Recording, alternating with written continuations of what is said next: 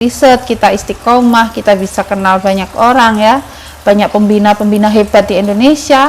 Jadi tidak hanya dari Kementerian Agama, tapi dari kementerian lain, dari BRIN, kita banyak belajar di situ. Pada saat kita membimbing anak, terus anak kita lolos proposal terbimbing, kita akhirnya juga mendapatkan mentoring, pengalaman berharga yang menurut saya itu yang nggak bisa kita dapatkan di yang lain gitu. Penelitian itu akan bermanfaat di jangka panjang, dan guru-guru yang membimbing dengan hati, membimbing dengan tekun, bisa mengantarkan anak-anak berprestasi, ini yang akan diingat oleh anak-anak kita, dan insya Allah akan menjadi jariah kita.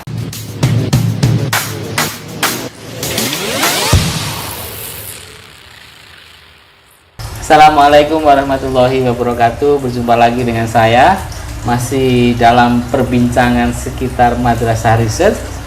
Kemarin kita sudah ketemu dengan siswa, sudah bertemu dengan kepala madrasah, sudah bertemu dengan kepala madrasah, dan sekarang kita mau bertemu dengan guru pembimbing riset. Nah, guru pembimbing riset ini adalah Ibu Eni Kurniawati. Bu Eni Kurniawati ini guru MTSN 2 Kota Kediri yang namanya sudah sangat terkenal di Indonesia sebagai pembimbing riset. Nah, kita akan berbicara tentang pengalaman beliau bagaimana membimbing riset di MTSN 2 Kota Kediri. Oke, Mbak Eni, sejak kapan Mbak Eni itu tertarik untuk mengajari anak-anak atau siswa-siswi madrasah untuk melakukan riset? Inspirasinya dari mana kok mau gitu? Waktu itu ya, tahun 2004 itu kebetulan bimbing anak olim bimbing anak olim sampai juara, tapi dia kekurangannya di penelitian, di eksperimennya. Dapat perunggu waktu itu OSN. Akhirnya pas pulang, ayolah kita belajar eksperimen. Tahun itu eksperimennya apa? Waktu itu anak-anak kan kalau olimpiade biologi itu kan ya tentang fotosintesis, tentang uji makanan. Nah, itu kita ajari nih. Akhirnya dari sekalian dibuat laporan. Nah, kita buat, anak-anak diajari juga buat laporannya. Dari situ akhirnya keterusan nih. Gimana ya kalau ada ekstrakir gitu.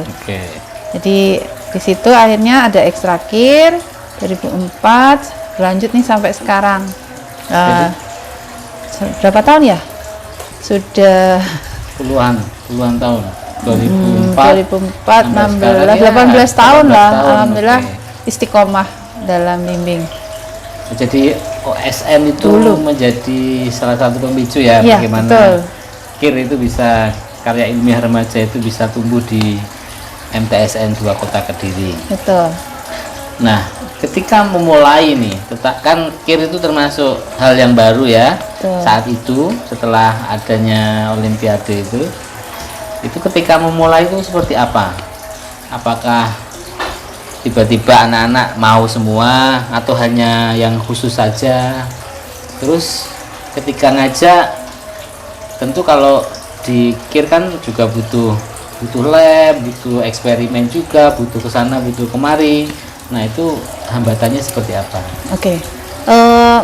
Awal-awal kita bimbing memang kayak kita yang butuh ada siswa yang tertarik di riset. Jadi kalau waktunya kita memulai ekstra KIR, kita ke kelas-kelas nih yang nyamperin anak-anak. Jadi, wah, ayo waktunya KIR, asalnya 20, tinggal 7. Retelin jadi. Ya, seleksi alam. Jadi ya seperti itu prosesnya. Nah, kalau waktu itu memang kita awal saya ingat ya tentang tempe terembesi yang menjadi juara 2 itu, kita uji labnya memang nggak bisa di Kediri karena nggak ada kampus negeri ya. Jadi kita ke UNS. Kebetulan ada konsultan yang sekarang sudah almarhum, beliau berperan sekali. Ayo Bu, kita ujikan di Solo gitu. Jadi beliau kebetulan pada saat itu sedang studi di sana. Jadi kita bisa istilahnya meminta bantuan untuk uji lab ke Solo, dan itu cara kita menyiasati ya, kita karena mungkin anak-anak madrasah sanawiyah labnya seperti itu untuk uji kandungan protein, kandungan karbohidrat. Kita paling ada tidaknya karbohidrat, ada tidaknya protein, tapi kalau seberapa persen zat nggak ada, belum punya. Oke, Mbak Eni, yang paling diingat riset pertama kali yang dibimbing dan kemudian menjuarai atau minimal lolos di tingkat nasional tuh riset tentang apa? Itu tadi tempe trembesi. Tempe trembesi. 2006. Bisa dijelaskan tempe trembesi itu apa? Nah, jadi kebetulan siswa kami itu di daerahnya itu luar biasa pohon trembesi di sawah ya. Pohon ya? Oke. Itu yang bijinya polong-polongan, buahnya polong-polongan itu kan. Neneknya buat tempe dari situ. Jadi ide-ide itu semua dari siswa ya, kita sempurnakan di judul biasanya. Jadi anak-anak, apa ide kalian? Nenek saya membuat tempe dari trembesi, Bu. Enak nggak? Enak.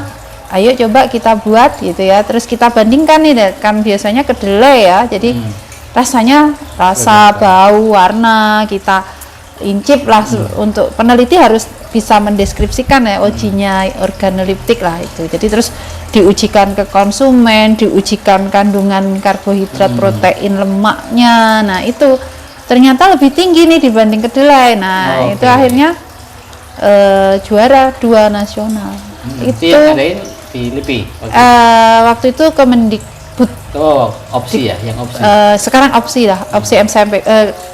Waktu itu khusus SMP, Elpir, dulu namanya Elpir, tahun 2006. Oke. Kemudian, ini nih yang sering menjadi semacam tricky, tipuan gitu ya. Jadi ada kesan kalau karya ilmiah anak-anak itu bukan murni dari anak-anak gitu. Nah, saya yakin di MTS N2 Kediri tidak seperti itu. Nah, jadi ide-idenya itu murni dari anak-anak. Nah, bagaimana mempertahankan integritas itu, bahwa ide utama itu berasal dari anak-anak. Nah, bagaimana cara menunjukkan kepada anak-anak, bagaimana cara agar anak-anak itu menemukan ide itu seperti apa gitu. Cara menemukan ide, anak-anak awal kita pembelajaran riset itu kan memang mengeksplor ya. Jadi silahkan mencari fenomena-fenomena atau hal-hal yang kamu lihat di sekitarmu, di sekitar rumahmu, di keluargamu yang bisa untuk dikembangkan menjadi sebuah penelitian yang nantinya bermanfaat jika itu ditularkan atau disampaikan pada orang lain. Jadi semua, alhamdulillah sampai saat ini semua yang menang atau yang nggak menang pun ya semua dari siswa. Dari anak-anak. Cuma kadang kalau anak-anak mentok, Bu, saya ingin neliti misalnya ya tentang kulit duku untuk obat nyamuk. Nah, kalau sekarang ya, zaman sekarang sudah bisa silahkan searching nih di Google Scholar gitu ya. Anak-anak sudah kita ternyata sudah pernah. Nah, kita cari sisi yang belum pernah apa. Jadi akhirnya anak-anak tahu proses analisis jurnal itu sudah sejak dini sudah tahu. Jadi mencari persamaan dan perbedaan, kira-kira yang berbeda itu nanti yang akan dijadikan metode penelitiannya. Oke. Jadi sudah sejak tingkat SMP itu atau MTS itu sudah diperkenalkan dengan jurnal-jurnal dan temuan-temuan ilmiah terbaru ya. Sekarang zamannya gitu, kalau dulu sudah mudah untuk mengakses jurnal. Dulu awal-awal ya kita carikan baca. Oke, kemudian ini yang biasanya menjadi penyakit atau hambatan dari anak-anak itu, bagaimana mempertahankan semangat anak-anak untuk riset. Nah, itu kan tidak hanya tidak hanya motivasi dari dirinya, tetapi mungkin guru pembimbing, orang tuanya, atau mungkin juga peran dari kepala madrasahnya harus seperti apa, bagaimana mempertahankan semangat anak-anak untuk riset, karena riset kan panjang ya durasinya begitu. Gimana itu, Mbak? Ya, kalau anak-anak kan biasanya kalau sudah selesai penelitian 1 ya udah gitu ya, udah lomba 1 udah saya sudah cukup gini ya. Tetapi alhamdulillah kita saling kolaborasi ya dengan kakak kelasnya, alumni, memotivasi. Kita punya grup WA, kalau sekarang kan grup WA ya. Kalau dulu kita kadang mendatangkan juga alumni untuk memotivasi. Di samping juga kita sampaikan pada anak-anak bahwa madrasah ini mendukung. Kamu mau penelitian apa? Insya Allah akan didanai. Kamu gitu. Jadi dana semua dari tidak ada masalah lah pokoknya. Ya, jadi kami pembimbing hanya support dan membimbing, mendampingi, itu aja sih. Nah, ini sebagai pembimbing tentu tahu banyak hal lah tentang proses proses riset, proses bagaimana memanajemeni mood daripada siswa-siswi begitu ya. Kira-kira kisah yang paling menyedihkan tuh apa dalam membimbing riset ini? Kalau tentang mood, insya Allah masih bisa mengendalikan mereka ya. Kita tetap support, dampingi, karena kita kalau sudah membimbing ya anak di situ, kita di situ. Kadang anak saya bawa pulang, sering lah seperti itu. Tapi kalau ada lagi sih waktu itu anaknya betul-betul nggak mandiri ya. Jadi pada saat ini sudah dalam proses lomba ya, kita di Jakarta mau lomba pagi, kita harus nyamperin ke kamar, harus bangunin, harus nyuapin gitu. Anaknya benar-benar nggak mandiri banget. Jadi akhirnya ya udah kita pembimbing harus ngalah. Tapi sebenarnya nggak masalah sih, cuma kok sebegitunya gitu ya. Yang namanya anaknya mandiri, padahal dia ngerjakan sendiri. Pada saat presentasi lancar, tapi dalam kemandiriannya memang karena anak tunggal ya, mungkin itu. Jadi itu biasalah kayak gitu. Dan itu sisi sedihnya nih. Sekarang ganti sisi senangnya. Nah, senangnya ini sudah lama nih bimbing KIL gitu ya. Senangnya di mana sih? Karena sudah menyatu kayaknya ya. Karena sudah menyatu di jiwa ya. Jadi kalau nggak bimbing rasanya sepi aja. Jadi nggak ada yang diluapkan idenya. Apa gitu. ya? Kok ini pandemi saja, alhamdulillah kemarin meskipun pandemi anak-anak tetap eksis juga ya.